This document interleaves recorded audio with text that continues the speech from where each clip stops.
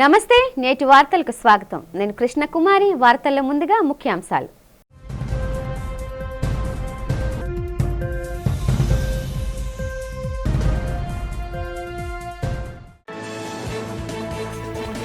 Davos వేదికగా Tata sons chairman చంద్రశేఖరన్తో మర్యాదపూర్వక భేటీ అయిన ముఖ్యమంత్రి చంద్రబాబు ఏపీలో ప్రాజెక్టుల పురోగతి భవిష్యత్ పెట్టుబడులపై చర్చ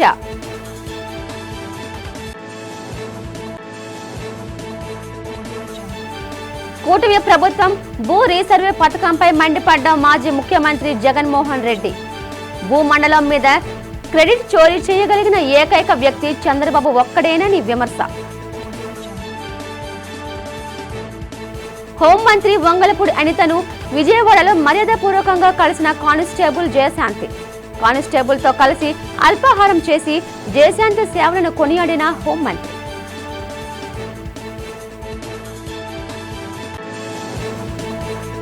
విశాఖ రైల్వే జోన్లో కేకే లైన్ తప్పించడంపై మండిపడ్డ సిపిఐ నేతలు విశాఖ కేంద్రంగా ఏర్పాటైన దక్షిణ కోస్తా రైల్వే జోన్లో కేకే లైన్ కొనసాగించాలని డిమాండ్ స్విట్జర్లాండ్లోని దావోస్లో జరుగుతున్న ప్రపంచ ఆర్థిక వేదిక సదస్సులో భాగంగా ఆంధ్రప్రదేశ్ ముఖ్యమంత్రి నారా చంద్రబాబు నాయుడుతో పాటు Tata sons chairman N Chandrasekaran మర్యాదపూర్వకంగా భేటీ అయ్యారు. ఈ సందర్భంగా రాష్ట్రంలో టాటా గ్రూప్ చేపట్టిన ప్రాజెక్టుల పురోగతి భవిష్యత్తు పెట్టుబడులపై చర్చించారు.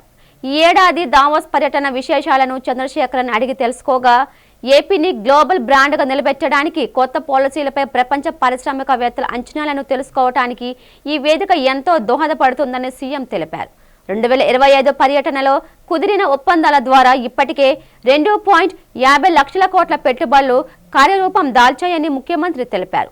విశాఖలోని టీసీఎస్ డెవలప్మెంట్ సెంటర్, అమరావతిలోని క్వాంటమ్ వ్యాలీ, కర్నూలు సోలార్ ప్రాజెక్టుల పనులను వేగవంతం చేయాలని కోరారు. రతన్ టాటా ఇన్నోవేషన్ హబ్ కార్యకలాపాలపై చర్చించేందుకు టాటా ట్రస్ట్ నుంచి ప్రత్యేక అధికారులను పంపిస్తామని చంద్రశేఖరన్ హామీ ఇచ్చారు. ఈ సమావేశంలో ఐటీ శాఖ మంత్రి నారా లోకేష్ పాల్గొన్నారు.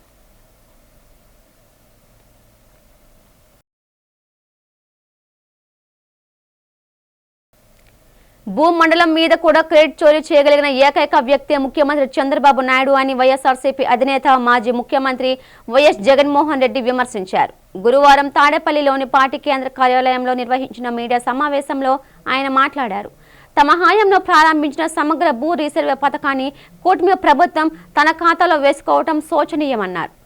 తన 3600 కిలోమీటర్ల పాదయాత్రలో రైతుల కష్టాలను చూసి వైఎస్ఆర్ జగనన్న శాశ్వత భూ హక్కు భూరక్ష పథకాన్ని రూపకల్పన చేశానన్నారు. 100 ఏళ్ల తర్వాత అత్యాధునిక టెక్నాలజీతో 6000 కోట్లతో చేపట్టిన ఈ బృహత్తర కార్యక్రమాన్ని చంద్రబాబు హైజాక్ చేస్తున్నారని మండిపడ్డారు. 40,000 మంది సిబ్బంది నియమించి క్యూఆర్ కోడ్తో కూడిన పాస్బుక్లను తామే ఇచ్చామని గుర్తు చేశారు. ప్రధాన ప్రతిపక్ష హోదా ఇవ్వకుండా ప్రజాస్వామ్యాన్ని అపహాస్యం చేస్తున్నారని, అసెంబ్లీలో మైక్ ఇచ్చే పరిస్థితి లేనందునే తాము బయట ఉండి ప్రజల గొంతుకు వినిపిస్తున్నామని స్పష్టం చేశారు. అలాగే వచ్చే 7.5 తర్వాత మళ్లీ జనంలోకి వస్తానని, మరో విడత పాదయాత్ర చేపడతానని ఈ సందర్భంగా జగన్ కీలక ప్రకటన చేశారు.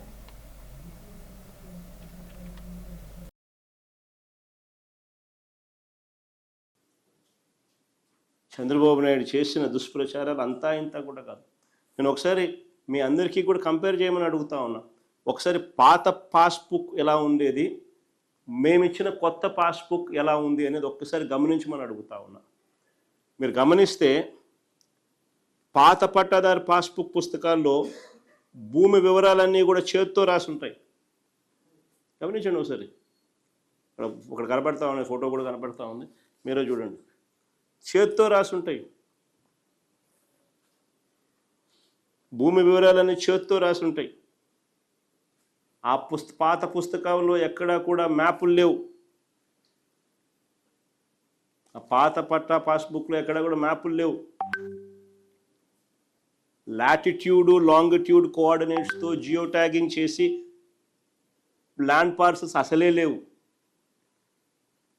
పాత పాస్బుక్ ఊరికట్లా ఎన్ని ఎకరాలంటే 2.2 అట్లా రాసేయడం అంతే. పాత పాస్బుక్ చేత్తో రాసి ఉంటాయి. మ్యాపులు లేవు, మ్యాపులు ఉండవు. లాటిట్యూడ్, లాంగిట్యూడ్తో కోఆర్డినేట్స్తో జియో ట్యాగింగ్ అసలే లేదు. క్యూఆర్ కోడ్ అసలే లేదు, యూనిక్ ల్యాండ్ పార్సల్ అంతకన్నా లేదు, యూనిక్ ల్యాండ్ పార్సల్ అంతకన్నా లేదు. ఇది పాత పాస్బుక్.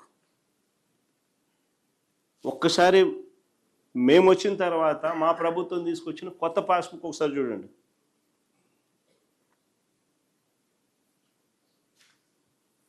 సబ్ డివిజన్ చేసి మ్యూటేషన్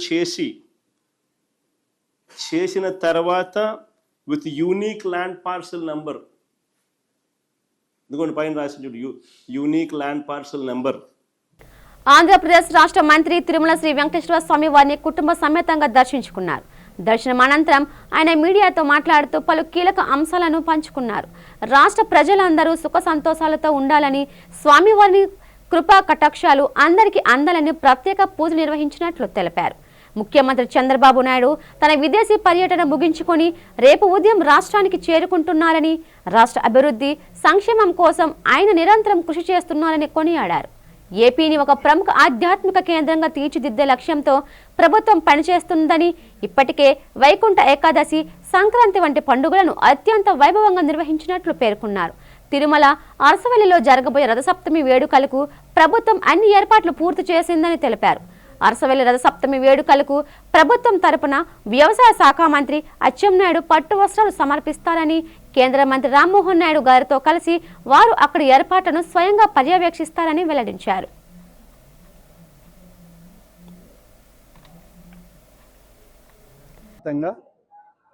దేవదేవుని యొక్క ఆశీస్సులు తీసుకోవడానికి ఇక్కడికి రావడం జరిగింది. స్వామివారి ఆశీస్సులు, దర్శన భాగ్యం అయిన తర్వాత మరి ఇవాళ మళ్ళీ రాజధానిలో రేపు ఉదయంకంతా రాష్ట్ర ముఖ్యమంత్రి గారు తన యొక్క విదేశీ పర్యటన ముగించుకొని ఆంధ్రప్రదేశ్ రాష్ట్ర అభివృద్ధికి, సంక్షేమం కోసం పెద్ద ఎత్తున పారిశ్రామిక దిగ్గజాలతో ఆయన సమావేశమై రావడం జరుగుతుంది. ఈరోజు ఆంధ్రప్రదేశ్ రాష్ట్రంలో అనేక విధాలుగా అన్ని ఆలయాలు కూడా శోభాయమానంగా ఉన్నాయి. అన్ని ఆలయాల్లో కూడా ఈ కార్యక్రమాలు విజయవంతంగా సాగే విధంగా ఏర్పాట్లన్నీ కూడా చేస్తూ ఉన్నాం.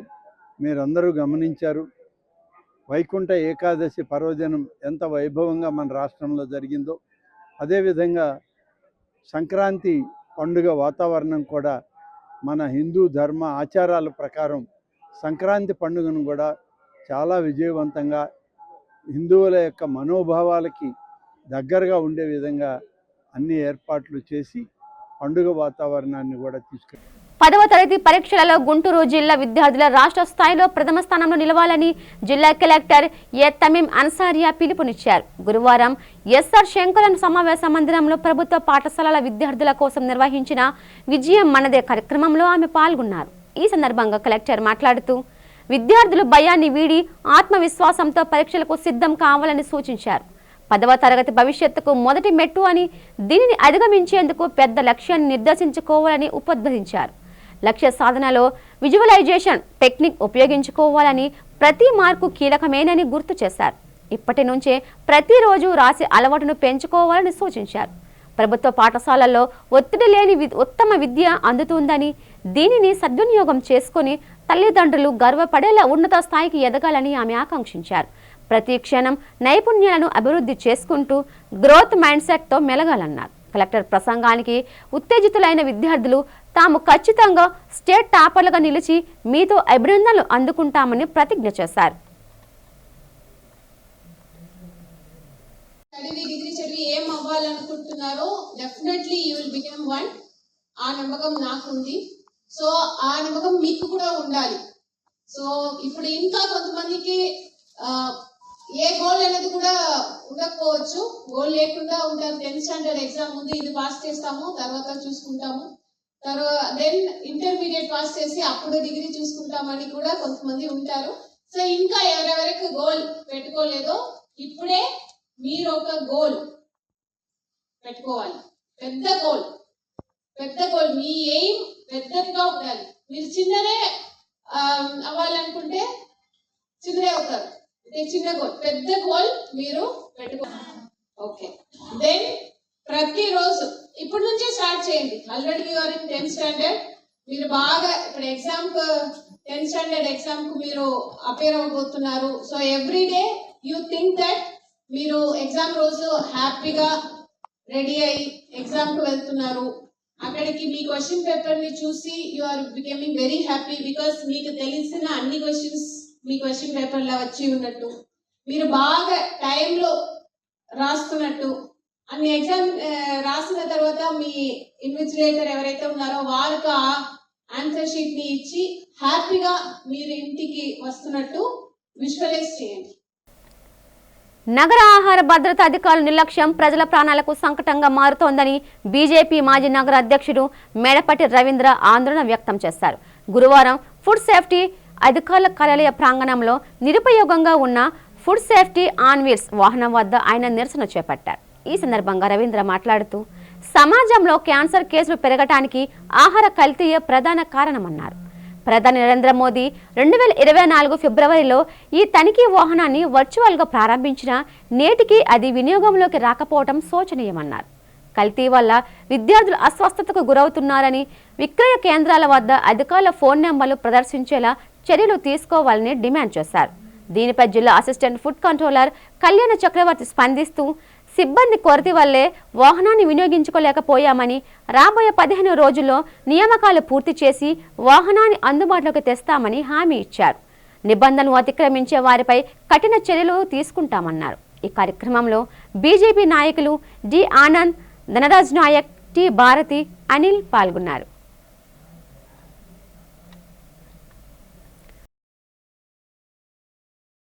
మనం రాష్ట్ర ఆహార ప్రయోగశాల విశాఖపట్నం ప్రాంగణంలో ఉన్నాం. ఫుడ్ సేఫ్టీ ఆన్ వీల్స్ అనే ఒక వెహికల్ ముందు ఉన్నాం. దీని లక్ష్యం ఏంటంటే ఏదైనా కల్తీని నిరోధించడం కోసం స్పాట్ టెస్ట్ చేయడం. అంటే అది నిరంతరం పర్యటిస్తూ ఎక్కడైనా కల్తీ జరిగినా, లేదంటే వారు స్వతంత్రంగా కూడా ఎక్కడైనా కల్తీ జరిగిందని అనుమానం వచ్చినా పరీక్షించి ఆ స్పాట్లో డెసిషన్ తీసుకుని దానికి పెనాల్టీ వేయడమో, లేదంటే వారి తరఫు లైసెన్స్ రద్దు చేయడమో అలాంటి ప్రక్రియకి పూనుకోవాల్సిన అవసరం ఉంది. మరొక వైపు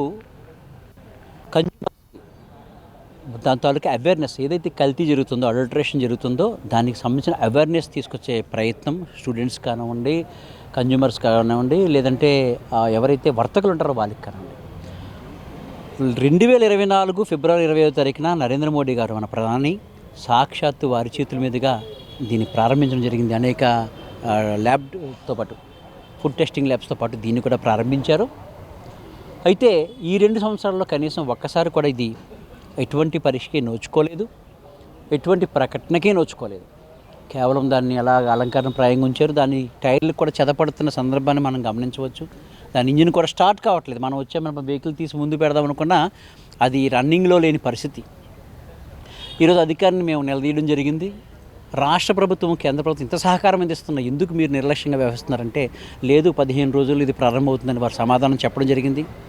మరొక నెల రోజుల్లో, అంటే ఫిబ్రవరి 25వ తారీఖు 2026కి మన ప్రధాని నరేంద్ర మోడీ గారు ప్రారంభించి 2 సంవత్సరాలు అవుతున్న సందర్భంగా, అంటే 2 years పూర్తవుతుంది. అప్పటికి ఆ రోజుకైనా కనీసం దీన్ని రన్నింగ్లో పెట్టి ప్రజల్లో చైతన్యాన్ని తీసుకురావాలని, కల్తీని నిరోధించి ఆరోగ్యకరమైన వాతావరణాన్ని సృష్టించాలని చెప్పి అధికారులు మేము కోరుతున్నాం. ఆంధ్రప్రదేశ్ విద్యుత్ సంస్థలో దశాబ్ద కాలంగా పనిచేస్తున్న మీటర్ రీడర్లకు ఉద్యోగ భద్రత కల్పించి నెలవారీ వేతనాలు చెల్లించాలని ఏఐటీయూసీ రాష్ట్ర నాయకులు పడల రమణ, మీటర్స్ రీడర్స్ అసోసియేషన్ రాష్ట్ర అధ్యక్షులు ఎల్ రామకృష్ణ డిమాండ్ చేశారు.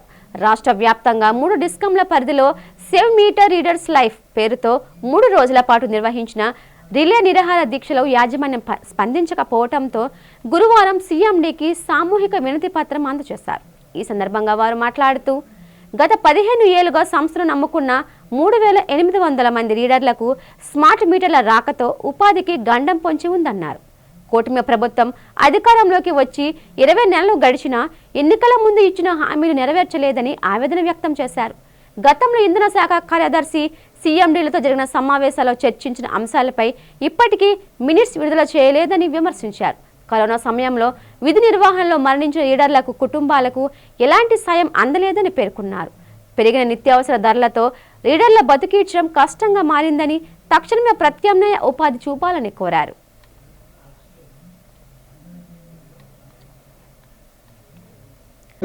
నా పేరు పశ్చిమ గోదావరి జిల్లా భీమవరం డివిజన్ వచ్చాను. నా పేరు జాకోబు, జిల్లా ఉపాధ్యక్షుడిని. మేము గత 20 నుండి 25 సంవత్సరాల నుండి డిపార్ట్మెంట్లో మీటర్ రీడర్గా పనిచేస్తున్నాం.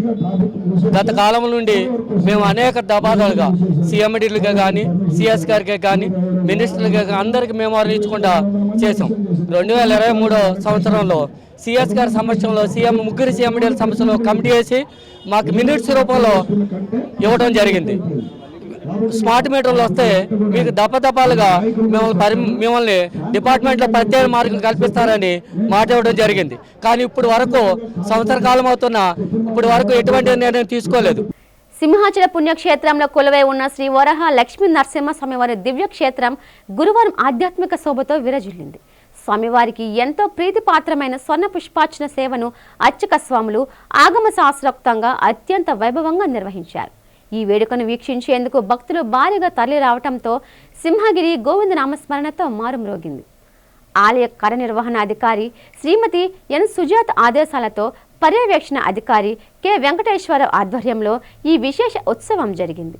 వేకువజామునే స్వామివారికి సుప్రభాత సేవ, నిత్య ఆరాధనలు నిర్వహించిన అనంతరం శ్రీదేవి భూదేవి సమేత శ్రీ గోవిందరాజ స్వామివారి ఉత్సవమూర్తులను సర్వాంగ సుందరంగా అలంకరించారు. కళ్యాణ మండపంలోని ప్రత్యేక వేదికపై స్వామివారిని వేంపింపు చేసి వేద పండితులు మంత్రోచ్చరణల నడుమ 108 బంగారు పుష్పాలతో అష్టోత్తర శతనామావళి పఠిస్తూ అర్చన గావించారు. ఓం శ్రీ వరహాలక్ష్మి నృసింహస్వామినే నమః. ఓం సమస్త పరివారాయ సర్వదివ్య మంగళ విగ్రహాయ శ్రీమతే నారాయణాయ నమః.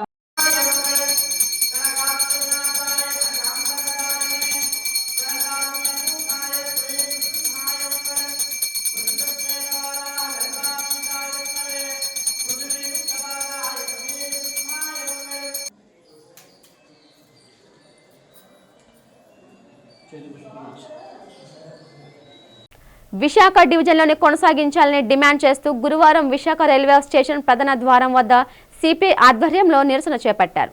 ఈ సందర్భంగా సిపిఐ రాష్ట్ర సమితి సభ్యుడు ఎం పైడిరాజు, జిల్లా కార్యదర్శి ఎస్కే రెహమాన్ మాట్లాడుతూ రాష్ట్ర ప్రయోజనాల సాధనలో ముఖ్యమంత్రి చంద్రబాబు, ఉప ముఖ్యమంత్రి పవన్ కళ్యాణ్ విఫలమయ్యారని విమర్శించారు.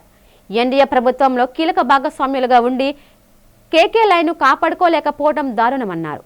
విభజన చట్టం హామీ మేరకు జోన్ ఏర్పాటు చేస్తున్న కీలకమైన కేకే లైన్ను ఒరిస్సాలోని రాయగడ డివిజన్లో కలపడం వలన విశాఖ డివిజన్ రాబడికి భారీ గండి పడుతుందని ఆవేదన వ్యక్తం చేశారు. అరకు లోయతో సహా లాభదాయకమైన ఈ లైన్ను తూర్పు కోస్తా రైల్వే పరిధిలోకి మారుస్తూ ఈ నెల 6న ఉత్తర్వులు రావటం దురదృష్టకరమని పేర్కొన్నారు. ఫిబ్రవరి 2న ప్రవేశపెట్టబోయే బడ్జెట్లో కేకే లైన్ను విశాఖలోనే ఉంచేలా ఉత్తరాంధ్ర ఎంపీలు, రాష్ట్ర ప్రభుత్వం కేంద్రంపై ఒత్తిడి తేవాలని డిమాండ్ చేశారు.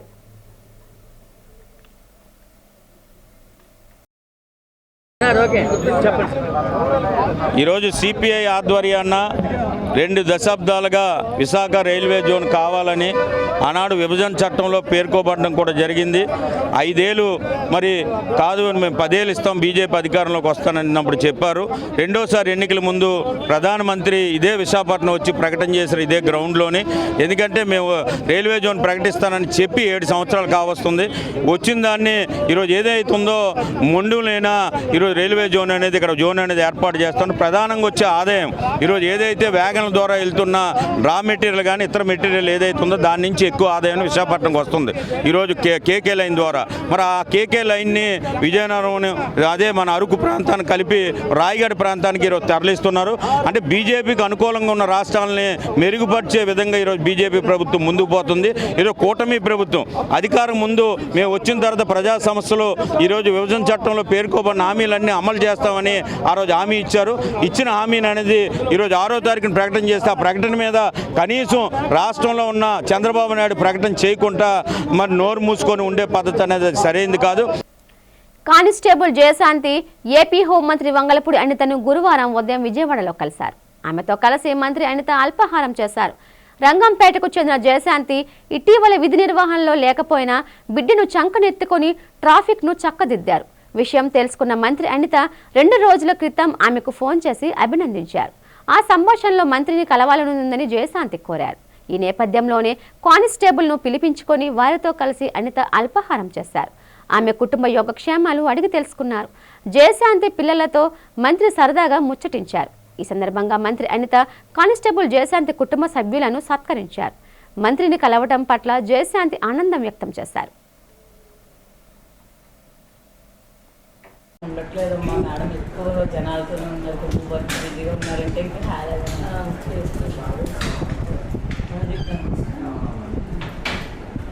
హైదరాబాద్లో వచ్చేస్తున్నాడు. ఆర్థిక ఇబ్బందుల్లో ఉన్న ఓ కుటుంబానికి అండగా నిలిచి అత్యంత క్లిష్ట పరిస్థితుల్లో ఉన్న తల్లి 2 నవజాత శిశువులను Visakha Lotus Women and Children's ఆసుపత్రి యాజమాన్యం మానవత్వాన్ని చాటుకుంది.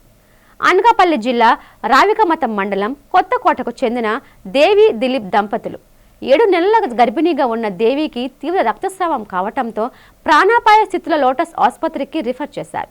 సీనియర్ గైనకాలజిస్ట్ డాక్టర్ మాధురి చింతల నేతృత్వంలోని బృందం ఈ కేసును సవాలుగా తీసుకుంది.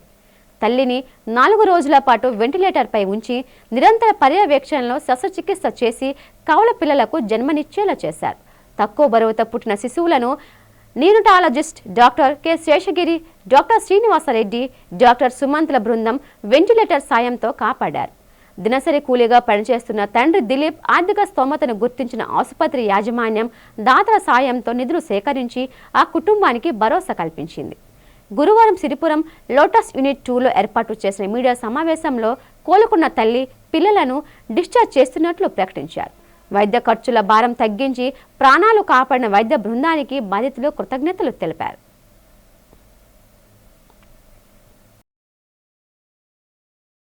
కావడం వలన తను అక్కడ అడ్మిట్ అయింది. అక్కడ వాళ్ళు ఎవాల్యుయేట్ చేసి ప్లేట్లెట్ కౌంట్ అది తక్కువ ఉందని వాళ్ళు అక్కడ ప్లేట్లెట్స్ అవి ఇచ్చి అక్కడి నుంచి పేషెంట్ హ్యాజ్ ఏ బ్రెత్లెస్నెస్ ఆయాసంతో ఇక్కడికి రిఫరల్ చేశారు. వాళ్ళు అక్కడ ఇమీడియట్గా వాళ్ళు ఐడెంటిఫై చేసి రిఫరల్ టు మా హాస్పిటల్కి వచ్చినప్పుడు ఆవిడ బాగా ఆయాసం ఎక్కువగా ఉండి తర్వాత బీపీ కొంచెం హై బీపీ ఉండి ప్లేట్లెట్ కౌంట్ తక్కువ ఉంది.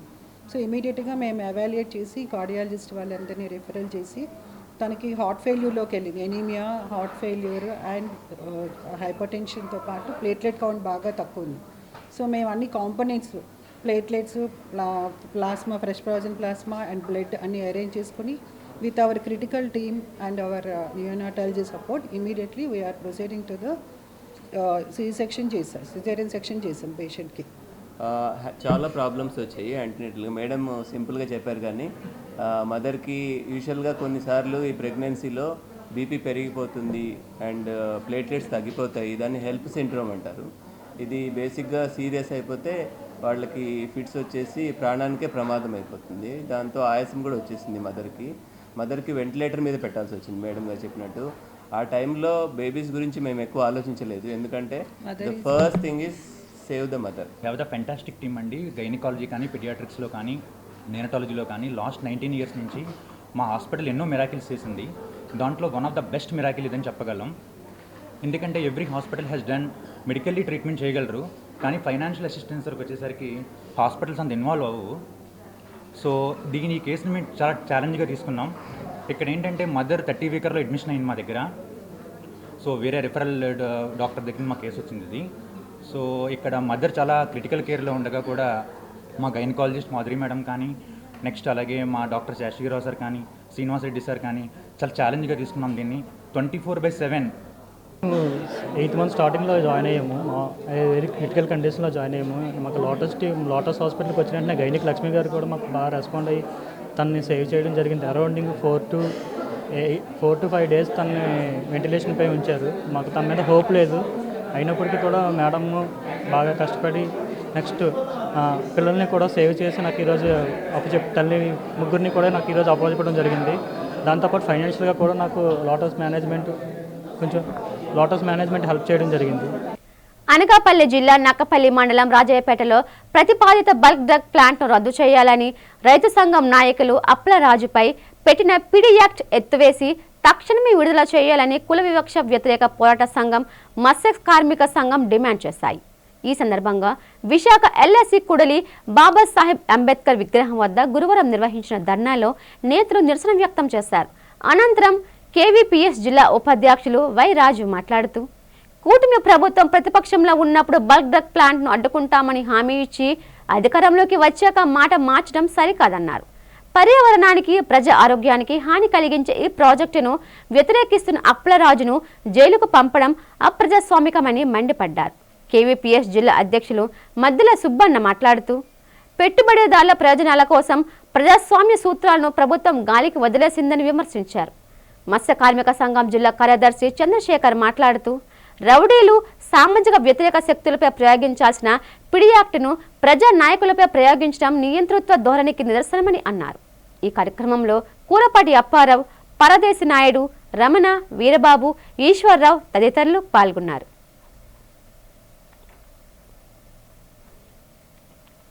ఈరోజు అప్పలరాజు గారిని బేషరతుగా విడుదల చేయాలని కేవీపీఎస్గా ఇక్కడ నిరసన తెలపడం అనేది జరుగుతుంది. అంబేద్కర్ బొమ్మ దగ్గర అప్పలరాజుని ఎందుకు విడుదల చేయాలి దేనికని అనుకున్నప్పుడు బల్క్ డ్రగ్స్ని ఎట్టి పరిస్థితుల్లో కూడా అక్కడ మత్స్యకారులకు ఉపాధి పోతుంది 10,000 మంది.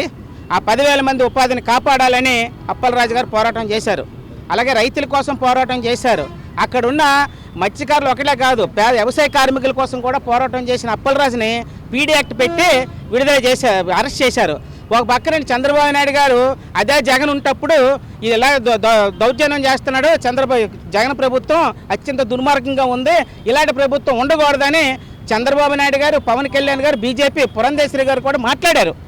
ఈరోజు వాళ్ళందరూ ఏం చెప్తున్నారంటే మాకు అడ్డుపడుతున్నాడు కాబట్టి పీడీ యాక్ట్ పెట్టి ఈరోజు అరెస్ట్ చేసి జైలుకి పంపించారు. అంటే వాళ్ళు చేసేటప్పుడేమో పోరాటం న్యాయమైందని చెప్తున్నారు.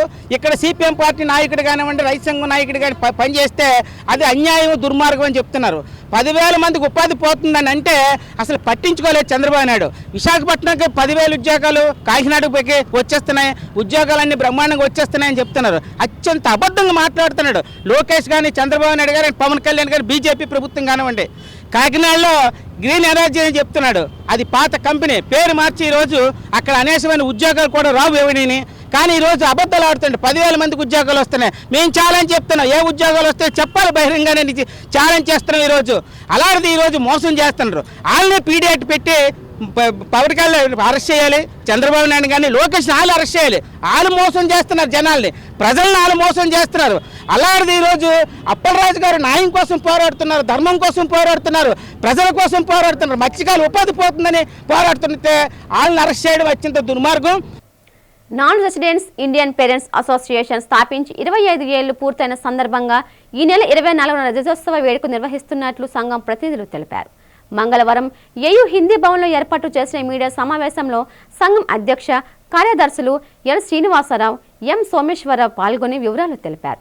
మద్దిలపాలెం సమీపంలోని కాకతీయ ఫంక్షన్ హాల్లో ఈ నెల 24న ఉదయం 10 గంటలకు ఈ వేడుకలు ప్రారంభమవుతాయని పేర్కొన్నారు. ఈ కార్యక్రమానికి ముఖ్య అతిథిగా విశాఖ నగర police commissioner doctor Shankar బ్రత Bakshi, గౌరవ అతిథిగా రాజ్యసభ మాజీ సభ్యులు డాక్టర్ యార్లగడ్డ లక్ష్మీప్రసాద్ హాజరవుతారని తెలిపారు. 1999లో 10 మంది సభ్యులతో ప్రారంభమైన ఈ సంస్థ నేడు 200 మంది సభ్యులతో సేవా కార్యక్రమాలు నిర్వహిస్తోందని వివరించారు. హుదూద్ తుఫాన్, ఉత్తరాంధ్ర వరదల సమయంలో బాధితులకు అండగా నిలిచామని, సభ్యుల ఆరోగ్యం కోసం అవగాహన సదస్సులు, ఆధ్యాత్మిక యాత్రలు చేపడుతున్నామని వారు తెలిపారు. ఈ వేడుకల్లో భాగంగా సాంస్కృతిక కార్యక్రమాలతో పాటు సంస్థకు సహకరించిన వారిని సత్కరించనున్నట్లు వెల్లడించారు. ఈ సమావేశంలో కోశాధికారి రామచంద్రరావు, కార్యవర్గ సభ్యులు పాల్గొన్నారు. మేము non resident Indian parents association యొక్క సభ్యులము. నేను అసోసియేషన్ జనరల్ సెక్రటరీ. నా పేరు సోమేశ్వరరావు, వీరి పేరు ఎల్ శ్రీనివాసరావు గారు ప్రెసిడెంట్, కె మహేష్ గారు ఆర్గనైజింగ్ సెక్రటరీ, రామచంద్రరావు గారు ట్రెజరరు, హేతు ప్రసాద్ గారు, టిఎస్ఆర్ ప్రసాద్ గారు ఆయన ఆర్గనైజింగ్ సెక్రటరీ. మేము ఐదుగురు ఈ అసోసియేషన్ని గత 2 ఏళ్ల నుంచి మేము మెయింటైన్ చేస్తున్నామండి. ఈ అసోసియేషన్ 1999లో రాధాదేవి అండ్ ప్రసాదరావు గారు వైఫ్ ఇద్దరూ కలిపి ఉగాది నాడు ఈ అసోసియేషన్ స్థాపించారండి. ఒక 10 మంది సభ్యులతో స్టార్ట్ చేశారు. దాని దినదిన ప్రవర్తనలో 2001లో ఈ అసోసియేషన్ని 2011 2001లో సొసైటీ రిజిస్ట్రేషన్ చేసి అక్కడి నుంచి నిర్విఘ్నంగా ప్రతి ఏడాది కంటిన్యూ చేస్తున్నామండి. ఇప్పుడు ఉన్న ప్రజెంట్ బాడీ 2024 మే 24న మేము కొత్త అసోసియేషన్ బాడీ వచ్చిందండి. అప్పటి నుంచి అసోసియేషన్ లోటుపాట్లు కవర్ చేసుకుంటూ కొత్త ఒరబడి చేసుకుంటూ కొత్త వాళ్ళందరినీ జాయిన్ చేసుకుంటూ ప్రజెంట్ ఇప్పుడు 200 మంది సభ్యులతోటి ఈ అసోసియేషన్ విరాజిల్లుతోందండి. దీనికి నాకు వెనకాల సెక్రటరీగా నాకు వెనకాల మన ప్రెసిడెంట్ గారు, ట్రెజరర్ గారు, ఆర్గనైజేటర్లు ఇద్దరు కూడా మంచి సహకారాలు అందిస్తున్నారు. మొత్తం ఉన్న ఎగ్జిక్యూటివ్ బాడీ అందరితో కూడా కలిసిమెలిసి పనిచేస్తూ అందరూ ఒక కలికట్టుగా చేస్తున్నాం కాబట్టి అసోసియేషన్ చాలా జరుగుతుంది. ఇంకా కొత్త వాళ్ళని ఇన్వాల్వ్ చేస్తున్నాం. ఇప్పుడు ఏంటంటే 2001లో రిజిస్ట్రేషన్ అయిందని 2025లో దీన్ని సిల్వర్ జూబిలీ 25 సంవత్సరాల వసంతాల వల్ల సిల్వర్ జూబిలీ ఫంక్షన్ చేద్దామని చెప్పి అనుకున్నామండి. అందుకని సిల్వర్ జూబిలీ ఫంక్షన్ రేపు 24ని కేసీఆర్ కాకతీయ కన్వెన్షన్ సెంటర్లో చేస్తున్నామండి. దీనికి ముఖ్య అతిథిగా మన సిపి శంకరప్రసాద్ బక్షి గారు వస్తున్నారండి. గౌరవ అతిథిగా సన్మానం చేసేందుకు యార్లగడ్డ లక్ష్మీప్రసాద్ గారు వస్తున్నారండి. ఉత్తరాంధ్ర భక్తుల కొంగు బంగారంగా విరాజిల్లుతున్న సింహాచలం క్షేత్రంలో శ్రీ వరహ లక్ష్మీ నరసింహస్వామి వారి నిత్య కళ్యాణ మహోత్సవం అత్యంత వైభవంగా ఆధ్యాత్మిక శోభనడుమ జరిగింది. సింహగిరిపై వెలసిన స్వామివారి సన్నిధిలో జరిగిన ఈ దివ్య పరిణయ క్రతువు భక్తులకు కనుల పండువగా నిలిచింది. దేవస్థానంలో నిర్వహించే అర్జిత సేవల్లో అత్యంత విశిష్టమైనదిగా భావించే ఈ నిత్య కళ్యాణాన్ని ఆలయ అర్చక స్వాములు పాంచరాత్ర గమశాస్త్ర విధానంలో సకల వైష్ణవ సాంప్రదాయాలను అనుసరించి నిర్వహించారు. కళ్యాణ మండపంలో వేద మంత్రాలు మార్మోగుతుండగా ఉభయ దేవరులైన శ్రీదేవి భూదేవి అమ్మవార్ల సమేతంగా ఉత్సవమూర్తి అయిన శ్రీ గోవిందరాజస్వామి వారిని మండపంలో దివ్యంగా అధిష్ఠింపచేశారు. విశ్వకేశ ఆరాధన పుణ్యవచనాలతో ప్రారంభమైన ఈ క్రతువులో అర్చక స్వాములు భక్తుల గోత్ర నామాలతో సంకల్పం చేసి అంకురార్పణ గావించారు.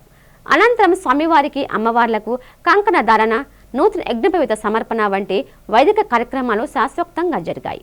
మంగళ వాయిద్యాలు, వేద మంత్రాల నడుమ అర్చక స్వాములు స్వామి అమ్మవార్ల శిరస్సుపై జీలకర్ర బెల్లం ఉంచిన సుముహూర్తాన భక్తులు భక్తి పారవశ్యంతో పులకించిపోయారు.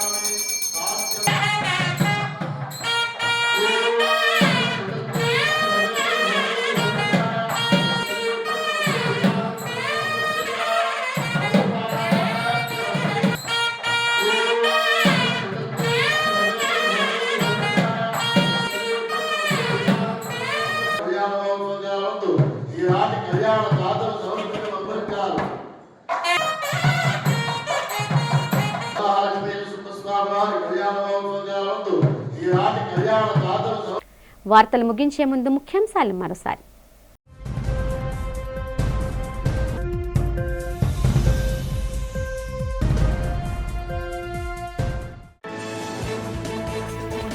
దావోస్ వేదికగా టాటా సన్స్ చైర్మన్ చంద్రశేఖరన్తో మర్యాదపూర్వక భేటీ అయిన ముఖ్యమంత్రి చంద్రబాబు.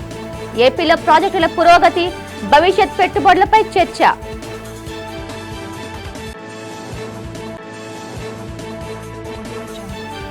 కూటమి ప్రభుత్వం భూ రీసర్వే పథకంపై మండిపడ్డ మాజీ ముఖ్యమంత్రి జగన్మోహన్ రెడ్డి. భూమండలం మీద క్రెడిట్ చోరీ చేయగలిగిన ఏకైక వ్యక్తి చంద్రబాబు ఒక్కడేనని విమర్శ. హోంమంత్రి వంగలపూడి అనితను విజయవాడలో మర్యాదపూర్వకంగా కలిసిన కానిస్టేబుల్ జయశాంతి. కానిస్టేబుల్తో కలిసి అల్పాహారం చేసి జయశాంతి సేవలను కొనియాడిన హోంమంత్రి.